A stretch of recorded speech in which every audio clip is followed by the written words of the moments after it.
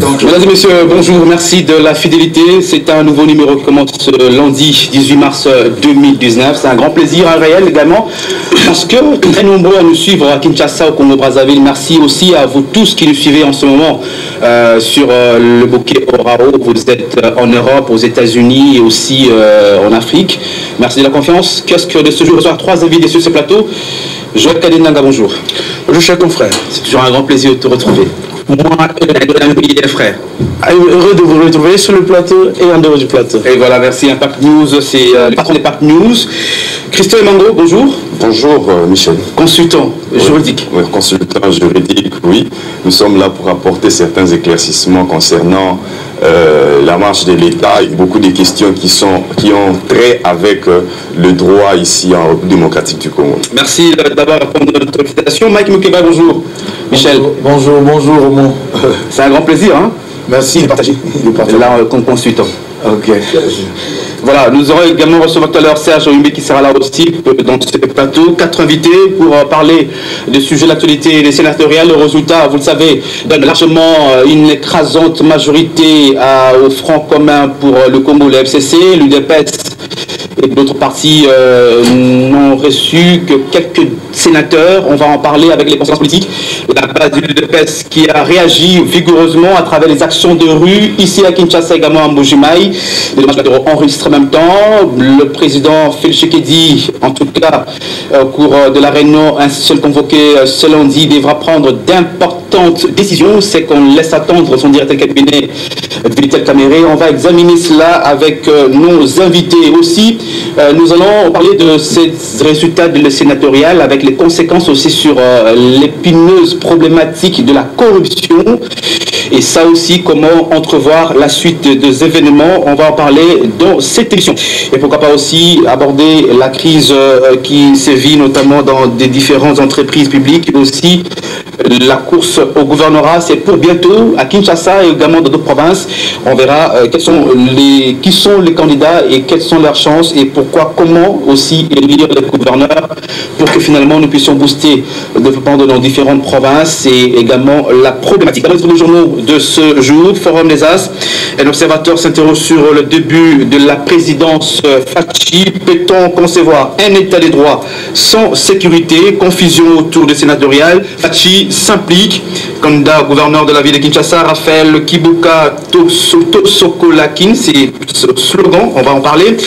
Congo nouveau, quand un voleur crie au vol, Kike Mulumba n'a de leçons à donner à personne. Corruption des députés et non-respect des consignes de vote, AFDC et alliés. Bati Lukobo tape du poing sur la table. Au GFREM, l'intersyndicat écrit la mégestion du DG Passion Saïba. Au CC, vive tension sénatoriale, corruption, contre-attaque foudroyante de Félix Tshisekedi. C'est aujourd'hui 18 mars. Et aussi notre journal, c'est Flash Info qui parle aussi pratiquement le même titre, c'est ça. Afro Lipopo, la base du DPS décide d'affronter leur cadre. Chef de délégation des syndicalistes du commerce à la Cité de l'Union africaine, Pascal Kabeya, en défenseur des travailleurs auprès de Fachi. Formation du prochain gouvernement, Luzolo Bambi, pressenti Premier ministre. Libre débat, les profils de présidentiable du Sénat. Le top 5 des candidats favoris à la présidence du Sénat, Michel Bongongo, Tambwe Mamba, Lola Kisanga, Matata Mponyo, Mokolo Pongo. Et puis pour terminer, le lauréat, après la débâcle au sénatorial, Kabound porte plainte, affaire suspension du ministre Loumeya, véritable problème de respect de la Constitution. Ce sont les différents titres et journaux que je viens de faire lecture tout à l'heure. Mesdames et messieurs, la problématique de ces sénatoriales, je crois que vous avez suivi le résultat des sénatoriales, largement en tête, une écrasante majorité des sénateurs pour le FCC. D'abord, la première réaction par rapport à ce résultat des sénatoriales. Bon, il fallait d'abord, c'était prévisible, nous l'avions déjà dit et dénoncé sur le plateau, mais à première vue, il y a lieu de considérer une chose. Une chose, c'est que nous avons dans notre pays un problème de préparation de l'opposition aux différents scrutins. Qu'il s'agisse de 2006, 2011, 2018, l'opposition part d'une manière dispersée aux élections. Donc les troupes ne sont pas rangées. On ne ménage rien. Heureusement, nous avons sur ce plateau Maï Moukeba, il a dit, quand on a commencé à dénoncer ou à décrier la corruption au niveau des assemblées provinciales, Maï Moukeba avait posé la question, comment quelqu'un qui n'a pas de député provinciaux peut-il venir pour solliciter le vote? Donc il y a la problématique des candidats indépendants qui se pose. Qu'est-ce qui se passe en face? Vous avez un Kabila qui a refusé de lire la phrase introduite sur la levée des mesures des sanctions. Il vient chez Tshisekedi, il s'autonome pratiquement l'informateur du gouvernement. Le mercredi, il fait signer à ses poulains un document où les gens sont obligés de l'adorer, de le suivre comme guide, comme timonier. Et par la suite, il reçoit tous les députés, et nationaux et provinciaux. Pendant ce temps, qu'est-ce qu'a fait la plateforme Lamoka? Qu'est-ce qu'a fait la plateforme Cash avec ses députés, même s'ils sont en petit nombre? Mais qu'est-ce qu'il fallait? Il fallait que Félix Tshisekedi, bien sûr, il était très concentré sur les charges de l'État, également Vital Kamerhe avec l'affaire sur les charges de l'État et sur sa vie privée. Les Kaboum des maillots, par exemple, au niveau des cash. Au-delà de, il y a un problème psychologique. Vous voyez un député élu de Ngandajika, un chef de l'État qui lui tend la main, un Kabila qui lui tend la main, un Kabila qui lui dit que voilà, nous allons au sénatorial, voilà nos objectifs sont, il faudrait avec 12 députés que nous avons à Kinshasa, nous pouvons au moins compter 2 sénateurs à Kinshasa. Comment les avoir? Voilà les attaques, voilà les stratégies en face. Les amis ont arrêté comme stratégie la corruption. Ils ont arrêté comme stratégie le DIP à distribuer aux députés provinciaux. Ils ont arrêté comme stratégie une sorte de dictature, une sorte d'imposition. Mais alors, quelles sont les stratégies que nous mettons en place chez nous? Et là, c'est un échec de cash et les autres, c'est un manque d'organisation en fait. Je dis bien, dans beaucoup de nos partis politiques et regroupements politiques, j'ai toujours dit ça, il n'y a pas de bureau d'études. Les gens vont aux élections sans un bureau d'études. J'ai vu Mike se battre ici seul pendant la campagne électorale. Je ne vois pas au niveau du parti, au niveau du regroupement politique, où est-ce qu'on a mis en jeu les stratégies d'ensemble. Les stratégies d'ensemble. Ce qui fait que chez nous, les élections, on ne vote pas un programme, un idéal, on vote les vedettes, on vote les stars, on vote les noms. Ou ceux qui ont de l'argent. Alors, c'est à ce niveau-là que je dis, la corruption, en tout cas, c'est une gangrène. C'est là où j'ai toujours dit, j'ai toujours été contre la révolution Afdel. Tous ces moboutistes ici, c'est leur vie. Donc ils ne sauront pas vivre sans la corruption. Voilà. Tous les kabilistes ici qui viennent, ils ne peuvent pas vivre sans corruption. Alors ce sont des gens qu'il fallait, même le palais de la nation là, le fermer et en faire une prison. Les enfermer tous là-bas, les endoctriner, avant de les libérer encore pour qu'ils passent aux charges. Quand ils vont encore passer aux charges, mon frère, nous irons de corruption en corruption, d'antivaleur en antivaleur. Il n'y aura pas de rupture. Voilà, le résultat des sénateurs, vous, Christian, c'est quand même particulier. Nous avons déjà au niveau de FCC qui a une majorité au niveau des assemblées. On dit l'Assemblée provinciale. Aujourd'hui c'est le Sénat. Hier c'était aussi l'Assemblée nationale. Mais comment comprendre cette écrasante majorité à tous les niveaux, à ces niveaux-là aussi? Comment comprendre cette écrasante majorité? Je vais parler de la corruption, certes, oui, mais il y a aussi un problème de stratégie aussi. Oui, il y a un problème de stratégie, mais est-ce que c'est seulement un problème de stratégie au sein des partis politiques? Vous savez dans quelles conditions le régime qui vient de passer avait mis l'opposition pour pouvoir aller dans ces élections. Ici, tantôt c'était de donner l'impression d'avoir l'élan d'aller aux élections, tantôt il n'y avait pas cet élan-là. Tout ça c'était pour préparer une désorganisation au sein des partis politiques, qu'on ne sache pas précisément à quel moment il y aura les élections, et voilà ce qui s'est entraîné comme conséquence. Nous nous sommes bien préparés pour les élections présidentielles, mais quoique on puisse dire qu'au niveau des élections législatives, il n'y avait pas du tout de préparation au niveau des partis politiques, j'en conviens, mais il faut aussi soulever un point, c'est que la plupart des personnes qui sont passées aussi députées l'ont été parce que moi j'appelle un dol politique. Il y a eu des manœuvres qui ressemblent tout à fait à ce qui a été légal, mais en réalité il y a eu des fraudes. Moi je suis en train de décrier ici l'exemple par exemple de la population. Alors mais maintenant là que nous avons le FCC qui a pratiquement, encore que c'est une nébuleuse, maintenant que nous avons le FCC qui a pratiquement tous les organes délibérants au niveau central comme au niveau provincial, quelle est la solution qu'il faut donner? Parce qu'il y a ce soupçon de corruption qui s'ensuit. Est-ce que il faut aujourd'hui même, il y a la réunion interministérielle, interinstitutionnelle, on va taper du poing sur la table, mais ce qu'il y a comme proposition à faire en ce moment, c'est qu'il faut accélérer la démarche même de la mise en place du code de bonne conduite institutionnelle que nous, au niveau même de l'Assemblée des hommes libres, nous appelons une loi carrément pour la moralisation de la vie publique. Toutes ces personnes-là qui viennent d'entrer en fonction, si on se disait en ce moment ici qu'ils doivent être déférés, puisqu'il y a des soupçons de corruption, qui devaient être déférés devant la justice et que ce soit une initiative qui vienne du procureur général de la République, nous estimons déjà qu'il y aura échec total à cette démarche-là. Pour la simple raison que tout ce que le conseil spécial du chef de l'État en matière de la corruption et le blanchiment d'argent avait déposé sur la table du PGR, est-ce que nous avons eu des effets conséquents quant à ce?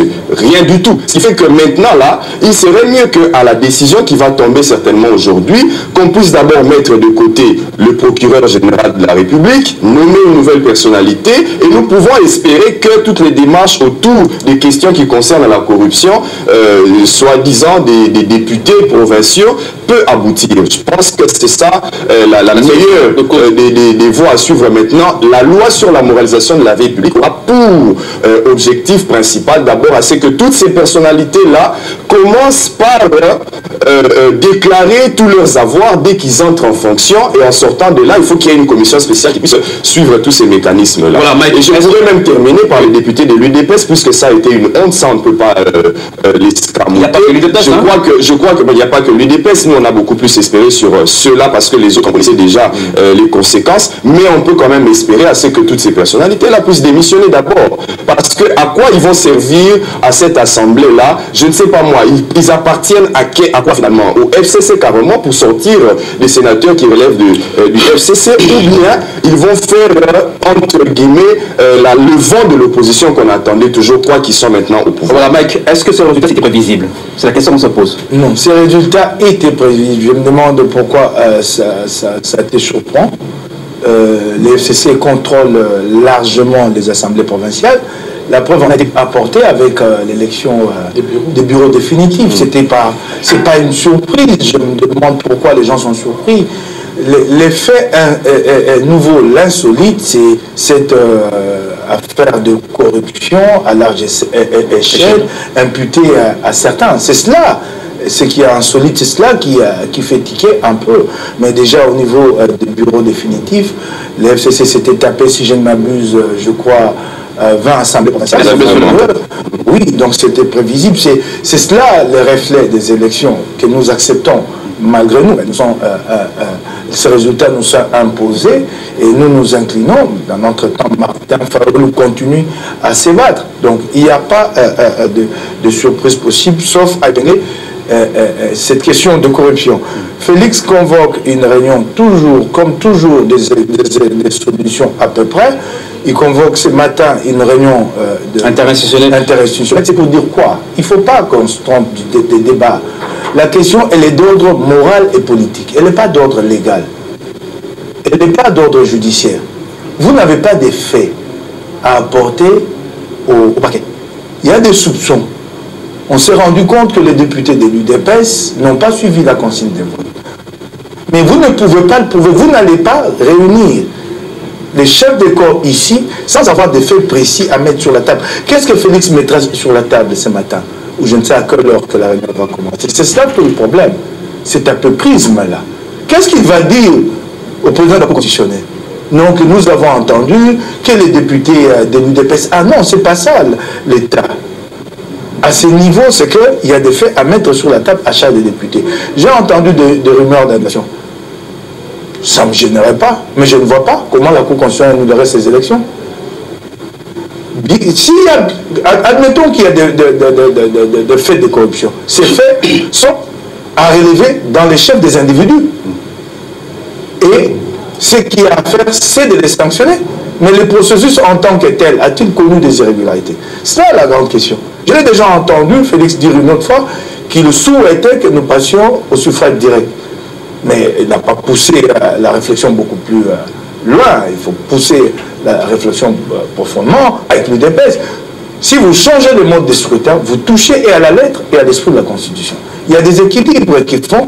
Ce sont les députés provinciaux qui élisent et c'est dans ces conditions que le gouverneur répond devant les députés provinciaux. Le principe constitutionnel veut que c'est celui-là qui décide, qui dit, bon monsieur, je peux te démettre. Vous faites élire le gouverneur au suffrage direct, en fait, vous enlevez cette responsabilité qu'il élit. Il y a des questions d'ordre global à traiter calmement la tête froide. Il ne faut pas y aller comme ça, c'est cela. À traiter vraiment froidement. J'ai beaucoup aimé quand Christian parle d'un code de bonne conduite. Oui, il faut y travailler. Une loi sur la moralisation de la vie publique. Ça, ce sont des propositions concrètes. Et il faut aller vers... Mais comment je suis en train d'avancer. Regardez, il y a un problème. Et c'est là que j'ai dit que Félix doit comprendre ce qu'est l'État et répondre de manière durable au problème qui se pose. Le problème qui est posé ici est lié dans une partie et personne n'en parle. À la non-application de la loi sur le financement des partis politiques. Les partis ne sont pas financés, les candidats se débrouillent et à la fin disent j'ai moi sorti de l'argent pour ma campagne. Ce n'est pas que j'ai l'excuse que je comprends, mais c'est la réalité que nous... C'est pas aussi une raison de dire qu'il faut être corrompu parce qu'on n'a pas été... Non, j'ai dit je ne l'excuse pas, oui. Mais je parle des faits. Il faut mettre le doigt dans le plein pour pouvoir résoudre le problème. Il dit j'ai dépensé mon argent et bon, je suis en droit de chercher à la compensation. Je ne dis pas que c'est tolérable, c'est acceptable. Ce sont des faits et je constate. Mais j'ai dit, le plus grand problème c'est quoi? C'est que les partis n'ont pas le moyen de leurs activités. Mais il y a une loi sur le financement de partis politiques qui n'est jamais d'application. Si les partis reçoivent de ces subventions, qui sont des subventions légales, ça va déjà atténuer cette propension à la corruption. Donc nous, gardons la tête froide, réfléchissons beaucoup plus profondément pour répondre à cette préoccupation une fois pour toutes et non de demi-mesures du genre la réunion de ce matin qui ne donnera rien sûrement. Et aussi lorsqu'on parle de corrupté, il faut aussi parler de corrompu. Mais c'est cela la question que j'ai posée ici la dernière fois. Ces candidatures, et ça c'est la dimension morale de la question, ces candidatures portées par des candidats qui n'ont aucun député provincial et qui viennent avec l'idée de débaucher. Vous avez une société, c'est vous qui l'a modélée, hein, vous la modélez dans un sens ou dans un autre. La société canadienne, par exemple, il suffit d'un soupçon. Et c'est une société très puritaine. Les mœurs sont très rigides et je dirais qu'elles sont même plus fortes que le droit. Il suffit d'un soupçon, vous devez vous démettre. C'est à nous de construire cette société-là où nous pouvons nous dire que sur le plan moral, demain ou après-demain, parce que ça sera quand même compliqué de légaliser ça, mais au moins sur le plan moral, que ceux qui n'ont pas de députés provinciaux ne viennent pas postuler. Il faut construire une société, c'est tout un débat, il ne faut pas taper du poing sur la table, c'est tout un débat. Et c'est aussi à la presse de faire avancer ces débats-là. C'est dommage, je suis désolé, ancien journaliste, la presse n'est pas à niveau pour faire avancer la société congolaise. Puisque nous, députés, on nous accuse de corrompus, la presse elle-même, elle ne dépend que du plus offrant, celui qui donne $50, et le débat n'est pas orienté dans le sens de préoccupation de la société, mais de préoccupation de celui qui a payé $50. C'est ce qui est... Voilà, Joël, la plus grande réaction, c'est par rapport à l'UDPS. Je crois que vous avez suivi, la base a réagi à Kinshasa et à Mbuji-Mayi. Certes, il y a des dommages collatéraux, mais comment expliquer un peu cette réaction un peu très chaude de la base du UDPS à ce niveau-là? A-t-elle raison ou non? Non, la base a raison, mais tout ce que je condamne, c'est ces actes de vandalisme. Même aujourd'hui, il y a par exemple le député qui venait de perdre toute sa résidence, ses véhicules, tout a emporté de l'ordre de plus de $50 000 la parcelle et consorts. Je ne crois pas qu'il y ait eu un candidat sénateur qui lui a donné plus de $3 000, surtout au niveau de Mbuji-Mayi. Alors pourquoi casser?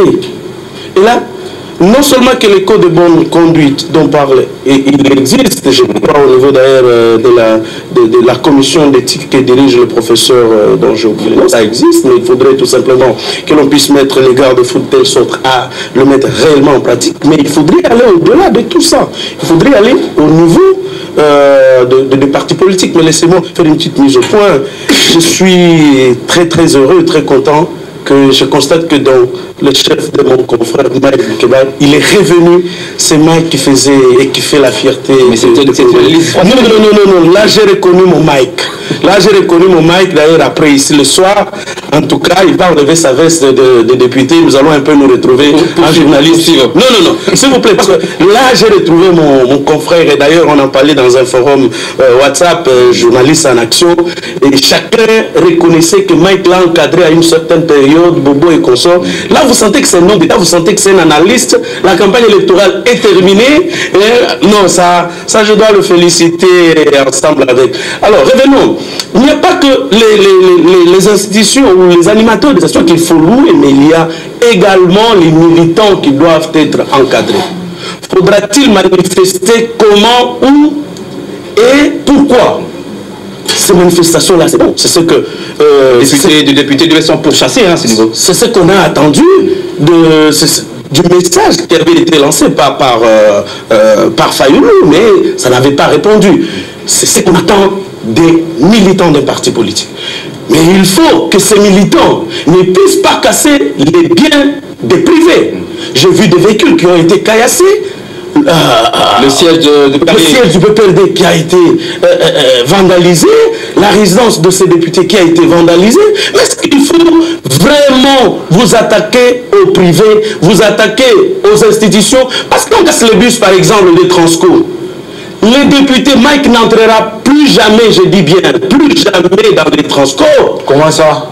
S'il vous plaît, c'est pour lui ceci. Les députés, les ministres, les consorts, ils n'entreront pas dans ces bus. Les bus là, c'est pour nous, les petits peuples. Alors, lorsque vous cassez ces bus, vous cassez les bus d'un privé, vous cassez un 207 d'un privé, et il faut voir. J'étais allé à mon chantier presque en dehors de Kinshasa. Quand nous rentrions avec madame, c'était difficile de passer au niveau de la 12e rue. Et heureusement qu'il a fallu que nous baissions nos vitres pour qu'on commence à Joël Cadet. C'est ce qui m'a sauvé la vie. Donc s'il n'avait pas constaté le petit truc devant la laisser passer presse et qu'il ne m'avait pas vu, peut-être que j'allais également aussi être victime. Donc c'est là où j'en appelle aux responsables des partis politiques qu'il est temps de socialiser les membres de vos partis politiques. Parce que les dégâts collatéraux tels que vous en avez parlé, il n'y aura personne qui va payer ça. C'est là qu'il faudrait également que l'on voie les meneurs. Il y a des vidéos qui existent. Il faudrait qu'à ce niveau-là aussi, qu'on puisse les poursuivre. C'est cet état de droit dont nous avons eu besoin au niveau de l'UDPS, au niveau de l'UNC, au niveau de l'AFDC. Et il faudrait qu'on poursuive les auteurs. Mais allons plus. C'est là que nous en appelions au Alain Atoundou qui a saisi le procureur près la Cour de cassation. Il a cité les noms des députés. Il a cité les noms des députés. Mais c'est difficile, je crois, Mike et Christian l'ont dit, c'est difficile. En Allemagne, par exemple, pour établir la corruption, il faut que la personne, quand elle est entrée en fonction, justifie les biens qu'il a. Donc l'origine de ces biens. Donc il faudrait, non, même pendant la prise de fonction, mais chez nous, vous avez un directeur un colonel, par exemple, le général, le salaire du général, c'est 180 000 francs congolais. Mais maintenant, il faudrait qu'on pose la question à ce général, pourquoi il a un gros ventre? Pourquoi il a 10 maisons, 10 immeubles? Et regardez tous nos généraux, qu'il s'agisse de ceux de la police, tout comme les généraux. Le général Kanyama a ravi la maison d'autrui, ici du pasteur Kim, il a ravi la résidence d'autrui. On a rendu le jugement, rendu en forme de choses jugées. Quitte la maison, non, j'ai réhabilité la maison. Combien d'argent? 100 000 $. L'État s'entend, il lui offre une autre maison sur toujours à Gombe. Mais 100 000 $, comment Kanyama peut en avoir? Et sur base juste de ce prix qu'on peut soupçonner dans le chef d'un animateur des institutions, là on doit directement poursuivre pour qu'il justifie où est-ce qu'il a obtenu les 100 000 $, comment un général peut faire les commerces, comment un général peut s'occuper des autres choses, et c'est comme ça que ça se passe. Par exemple, Karim Wade, Il n'y a personne qui a apporté des preuves qu'il avait détourné de l'argent. Mais maintenant, on regarde tous les biens qu'il a. Autant de maisons là-bas, autant de ceci. Alors, quand on examine tout ce qu'il peut avoir eu au bout de 3 ans, de 4 ans en tant que ministre, on le poursuit. Donc, c'est là que nous en appelons vraiment un pouvoir négocié. Il n'a aucune marge de manœuvre. En fait, en réalité, moi, je te l'ai dit aujourd'hui, plus nous avançons, sa marge de manœuvre sera réduite. À un moment donné, je te l'ai dit, sa base va se dresser contre lui, quand il va se rendre compte que finalement, il n'a pas l'effectivité du pouvoir, il sera affaibli, et il n'aura plus d'autre choix pour survivre politiquement que de s'accrocher à Kabila. Et ce sera sa fin. C'est vers ces trous-là, ces précipices-là que nous sommes en train d'aller. Joël, c'est ça la question. Aujourd'hui, même on évoque, hein, il y a l'article 166, et même 167 de la Constitution. Il y a possibilité même aujourd'hui de poursuivre Félix Tshisekedi. Il est traduit par la justice, par le FCC, ça aussi la question. Mais la question que je pose tout à l'heure à Mike, c'est comment va-t-il s'en sortir? Non, moi je n'aime pas qu'on aille dans les extrémismes, très chers confrères. C'est notre constitution. Et elle a été calquée sur le modèle pratiquement français. Où vous avez un président, ça a déjà existé dans l'histoire, vous avez un président et il y a 2 cas de figure. Le premier cas de figure, l'UDPS et les autres partis ensemble et consorts forment une coalition de l'opposition continue à se battre, n'est-ce pas, contre le gouvernement qui sera mis en place, le gouvernement qui sortira de la majorité parlementaire. Donc ça c'est la constitution qu'il a prévue. Ce n'est pas un problème que Félix n'a pas le pouvoir, il continuera à régner, mais il sera difficile à gouverner parce que toute la gestion du gouvernement sera entre les mains du Premier ministre. C'est notre constitution, ce n'est pas un problème que le pouvoir ait été négocié ou pas, ça c'est la constitution qu'il a prévue. Le deuxième cas de figure, c'est la coalition. Donc ils peuvent s'entendre, au lieu que nous soyons, comme Kabila l'a fait, en désignant la majorité parlementaire sans qu'il y ait une concertation, ils peuvent s'entendre que les partis et les groupements politiques membres du FCC forment une seule coalition parlementaire, une majorité au sein de l'Assemblée nationale. Et dans ces conditions-là, les deux, le président de la majorité parlementaire et le président de la majorité présidentielle, se concertent. Aujourd'hui, c'est le seul salut du peuple. Et c'est là que nous sommes en train de tendre. Kabila l'avait dit, Tshisekedi l'a dit, nous allons, non dans une cohabitation, parce que la cohabitation posera de très sérieux problèmes. Et dans une cohabitation, autant l'Assemblée ou le Congrès, l'Assemblée nationale et le Sénat peuvent traduire Félix en justice, autant il a également le pouvoir constitutionnel en cas d'une crise de dissoudre le Parlement. Mais je ne vois pas à quoi ça va aboutir parce que nous risquons de tomber dans le cycle infernal où se trouve notre pays en 1960 avec Kimba et non, d'abord Lumumba et Kasavubu, et en 1964 avec le premier ministre Tshombe, Kimba et Kasavubu, et récemment ici en 1992 lorsque Mousseau, comme il a toujours été l'homme de 3e voie, quand il nous a sorti la 3e voie, donc c'est là où nous sommes en train de tendre, mais je ne souhaite pas que nous allions vers là, c'est là où j'en appelle. Bien que je n'ai jamais été d'accord avec Kabila, mais pour l'instant, les 5 prochaines années constitueront pour nous une sorte de transition pour que nous aboutissions à un pouvoir. Si l'opposition à ce moment ici, on peut déposer les armes, réfléchir sur l'avenir et le devenir de notre nation.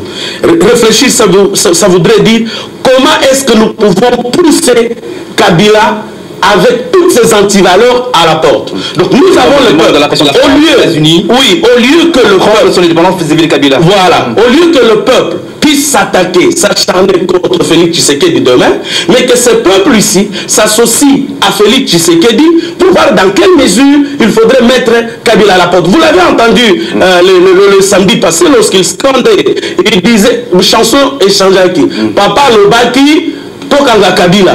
Donc vous avez compris. Donc c'est là qu'il faut tendre. Certains vont se rendre au Julia Kinagati. Oui, il faudrait qu'on atteigne, parce que les conséquences, vous l'avez dit, en tout cas, il n'y a pas, même si c'était Fayoulou, parce que les gens se trompent, même si c'était Fayoulou dans la configuration actuelle, actuel, je vous dis qu'il aurait difficile à avoir large manœuvre pour agir vis-à-vis du FCC. Le problème, Christian, et puis la crainte, c'est que la population, dans sa majorité, voit mal ce retour pratiquement de Kabila à travers sa majorité écrasante à tous les niveaux. Vous savez, comment va-t-il gérer cela? Lors de l'accession au pouvoir de Félix Tshisekedi, le peuple a eu comme l'impression que c'était finalement ce que je peux appeler un décours. Ça veut dire c'était un nouveau vent qui venait, une nouvelle journée qui pouvait arriver après une longue nuit. Mais c'est comme si nous étions dans une sorte d'apnée, nous étions en train de somnoler et que finalement nous nous rendons compte de ce que nous venons de faire actuellement. Mais ce qu'il y a à faire, parce que c'est vrai qu'on est en train de nous miroiter, que le FCC est consolidé, il est fort, etc. Mais il y a quand même quelque chose, il y a beaucoup à dire là-dessus. Parce que si vous remarquez bien, cette consolidation du FCC n'est que hypocrite. Tous ces gens qui entourent Kabila, et Kabila le sait, puisque lui-même avait dit qu'il n'avait pas 15 collaborateurs, bons collaborateurs autour de lui. Donc, pour autant qu'il y ait 350 députés avec je ne sais pas moi combien de regroupements politiques et de partis politiques à l'intérieur, ce ne sont que des regroupements d'hypocrisie. Aujourd'hui, ils sont prêts à lâcher Kabila dès qu'il y aurait un incident qui peut arriver entre Félix et Kabila. Et ça peut arriver. Ça peut arriver à partir du moment où le président de la République s'exprime par ordonnance. Il suffit pour Félix Tshisekedi de nommer un informateur où vous verrez que ce FCC-là éclatera à la seconde même. Donc tout ça, c'est de l'hypocrisie. Tout ça, c'est juste de la communication pour la consommation du public. On sait qu'au fond, il n'y a rien qui existe là-bas. Il y a déjà des tenants de l'autre côté là-bas. À des moments donnés, on avait vu que c'était déjà, il fallait pactiser avec l'UNC pour avoir tel ou tel autre gouverneur. Ce sont des signaux qui montrent qu'il n'y a pas une réelle consolidation, c'est juste des regroupements de faits. Alors, pour terminer avec la question qui concernait la mise en accusation du président de la République. Ok, c'est bien bon. Également, oui, possibilité de mettre en accusation le président de la République avec, je crois, le 3/4 du Congrès qui pourrait se réunir. Mais encore faut-il savoir qu'arrivé devant la Cour constitutionnelle, on ne met pas le président en accusation pour le plaisir de le faire. Le mécanisme d'impeachment qu'on veut utiliser ici voudrait assez que le président de la République ait violé intentionnellement la Constitution. Mais comment parer cette difficulté-là? C'est clair. Ce n'est pas la première fois. Je veux bien que Joël Kadé dise que voilà, nous ne sommes pas dans une cohabitation, nous ne souhaitons même pas y aller, mais il y a aussi un fait. Qu'on le veuille ou pas, c'est une cohabitation de fait qui s'est déjà créée. Même si au niveau du Parlement, ce n'est pas encore sorti. Mais c'est une cohabitation parce que les deux mouvements, je veux dire ici, CACH et FCC, ne défendaient pas la même ligne politique. Ce qui fait qu'au niveau des institutions, est-ce que Félix Tshisekedi a quand même le pouvoir de poser certains actes? Oui. Il suffit de prendre une ordonnance pour nommer l'informateur, tout va éclater. Voilà, Mike, on va peut-être terminer l'émission, on est presque à la fin, mais la dernière question que je vais poser avant que nous puissions nous séparer. Je dois avoir le temps de parole sur leurs interventions. Justement, vous avez la parole, mais je vais enrichir tout à l'heure la crise au niveau de Télé-Séquence, vous avez suivi, hein, ouais. Et les confrères qui sont aujourd'hui pourchassés particulièrement par leur DG. Rapidement, je voudrais dire à Joël Kadé, mais il faut me laisser le temps autant que sur la dernière question. Joël Kadé, la difficulté de Félix, je comprends les théories que tu développes sur la coalition, la cohabitation, ça c'est de la théorie, mais il faut analyser la question ici au Congo, elle se présente comment? Chaque fois tu dis nous tendons vers, mais tu ne dis rien de concret, il n'y a pas à attendre. Nous sommes dans quelle situation? La grande difficulté, c'est qu'il n'y a ni cohabitation, ni coalition ici. Il y a une juxtaposition qui repose sur une alliance contre nature. Félix a conclu un deal sans en préalable dire à ces militants, lui, qu'est-ce qu'il en reconnaît. Il les a mis devant un fait accompli. Et eux ont pensé que s'il a fait, c'est qu'il a à mesure de s'émanciper de Kabila. Et chaque jour qu'ils se rendent compte qu'il est lié, eux se dressent contre lui. C'est ça la difficulté. Il n'y a ni coalition. Moi, je suis à l'Assemblée provinciale. Il n'y a ni coalition, ni habitude. C'est une juxtaposition. Ils essayent de se mettre ensemble. Tu le dis si bien toi-même que la base de l'UDPS n'accepte pas Kabila. Tu as récrit ici qu'ils ont chanté Papa Baïtokanga Kabila. Comment on va chanter une telle chanson de son allié? C'est ça le grand problème. Tu le sais, à l'échangeur, quand il est venu présenter son discours pour projeter 100 jours. Ce militant à lui, on pourrait des colibés contre les militaires du régime qui étaient là pendant toute la manifestation. Donc il a fait quelque chose unilatéralement. Mais puisque ça faisait longtemps qu'ils étaient dans l'opposition, la base a dit, si, on y est, on prend le pouvoir. Et j'entends les gens le dire dans la rue, tu l'as dit à des moments ici, Félix Sakobaloukenay. Les gens le disent, oui, vous le dites en une seconde. J'ai dit à quelqu'un, je te donne du papier, un stylo. Dis-moi, je te laisse un mois, tu me dresses une autre stratégie, comment Félix le fait. Tant que nous ne connaîtrons pas le contenu de l'accord qui est entre les deux, même ce qu'il dit, Félix ne pourra pas le faire. Il s'est engagé en quoi? C'est ça le problème. Tu dis, il suffit qu'il signe une ordonnance. Mais c'est à quoi il s'est engagé, toi tu ne le sais pas. C'est ça le grand problème. La République est prise en otage. C'est ça notre grande difficulté. Tu me dis que les gens s'associent à Félix pour en fait les délier de cette prise. Moi je suis d'accord, je serai le premier à aller pour les délier. Mais alors, nous les délierons comment? On ne fait jamais le bonheur de quelqu'un sans sa propre volonté. Il faut bien qu'il les demande au Congolais, il faut bien qu'il la montre la volonté. Il faut bien qu'il commence par nous dire le contenu de l'accord. Sinon, nous n'arrivons pas. Tu dis, Fayolou aurait fait la même chose. Ah non, nous avions une carte. Je te l'ai dit aujourd'hui.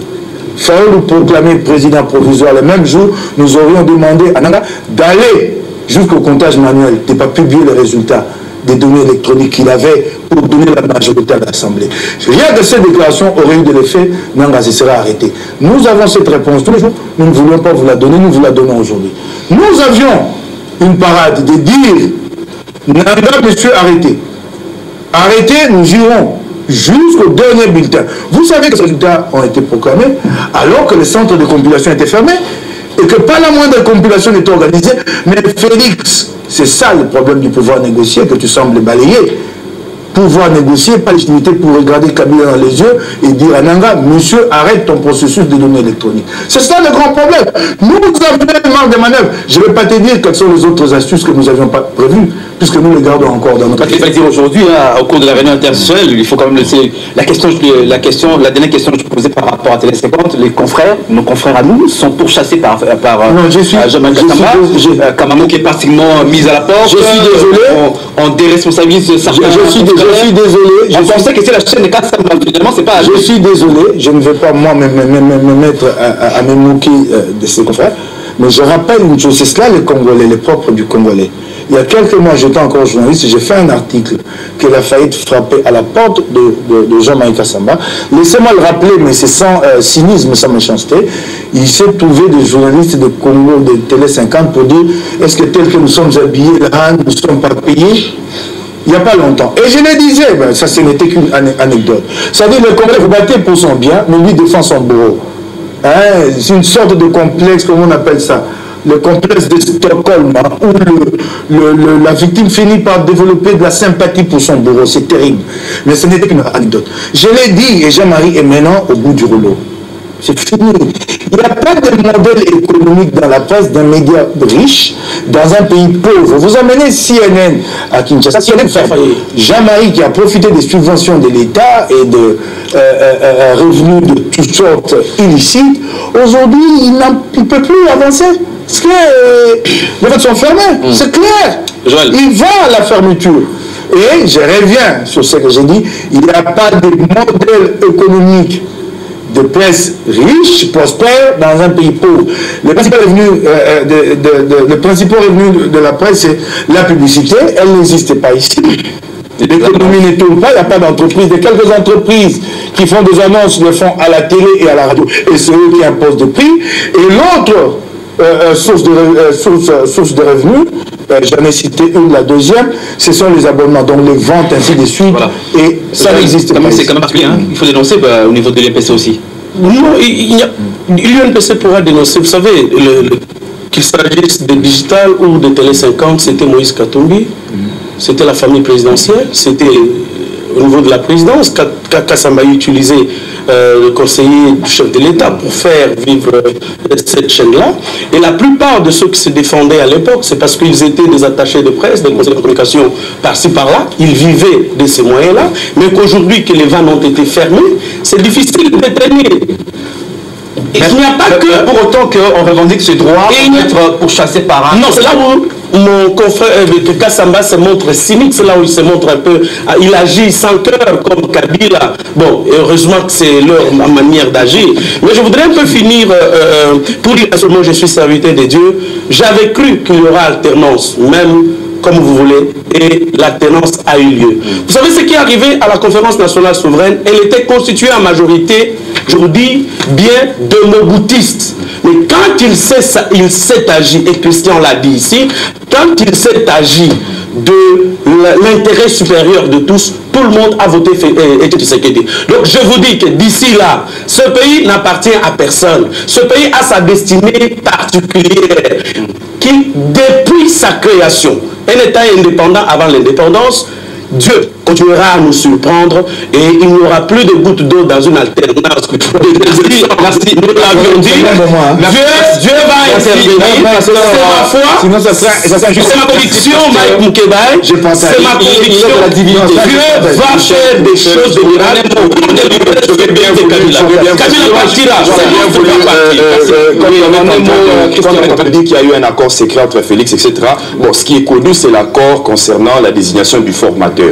C'est une convention de constitution, ça ne concerne en rien les institutions, ça ne s'oppose pas aux institutions. Je le dis et je le rappelle, ce n'est pas la première fois que le monde connaisse une cohabitation au sein d'un État. Il suffit au président de la République de prendre ses responsabilités et de pouvoir... Mais oui, ce n'est pas impossible parce qu'en sanctionnant les différentes personnalités ici, demandez au sein du FCC. Tout le monde n'est pas d'accord avec ça. Merci beaucoup. Donc, on sait que tout ça, c'est des... C'est hypocrite. Le président de la République peut encore prendre certaines décisions. Il y aura des sujets. Nous sommes à la fin. Laissez-moi prêcher pour ma chapelle. Je suis député provincial. Tout n'est pas que noir là-bas. Je dis tout aussi. On entend le gouverneur. Je dis tout aussi, toute ma fierté sur la dernière décision du tout nouveau président du bureau définitif, le pasteur Godin Poyi. Alléluia. Vous voyez que tu es d'accord.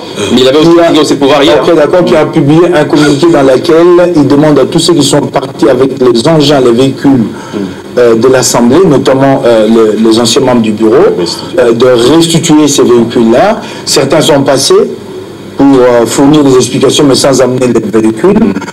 Je l'encourage et moi je prends l'engagement avec l'opinion ici que ceux qui ne l'auront pas fait d'ici la fin de la semaine, moi je citerai leur nom. Et les véhicules qu'ils ont pris. Merci beaucoup.